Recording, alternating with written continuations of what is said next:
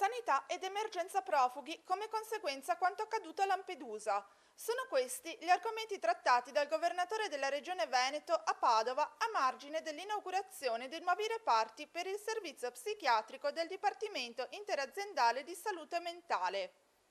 Non poteva infatti mancare un accenno al nuovo ospedale della Città del Santo, una realtà ancora sulla carta, ma che compie piano piano piccoli passi in avanti nella sua realizzazione. O si fanno le cose per legge oppure no.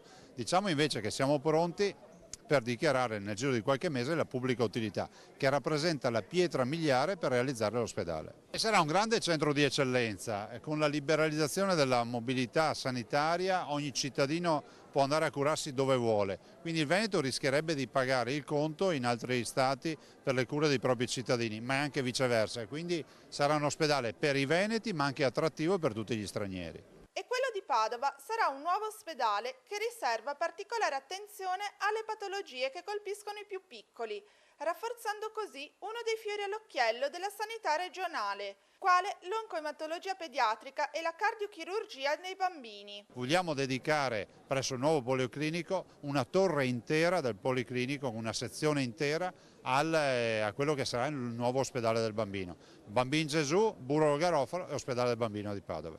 Quanto alle conseguenze della vicenda dei profughi a Lampedusa, il governatore nega per il momento che in Veneto ci sia un'emergenza arrivi e a chi strumentalizza quanto accaduto per una revisione della legge Bossi-Fini risponde così. Non si è capito quale nesso ci sia tra l'affondamento del barcone che si incendia in mare e che ignobilmente e vergognosamente non viene soccorso, stando ai racconti da chi ha transitato in quelle zone, in quegli attimi, con la Bossi-Fini. Se qualcuno ce lo spiega, per noi la Bossi-Fini oggi è un elemento chiaro, rigoroso rispetto all'immigrazione, non è più rigoroso di molte altre comunità che prendiamo come esempio, la Germania, gli Stati Uniti o altre realtà internazionali.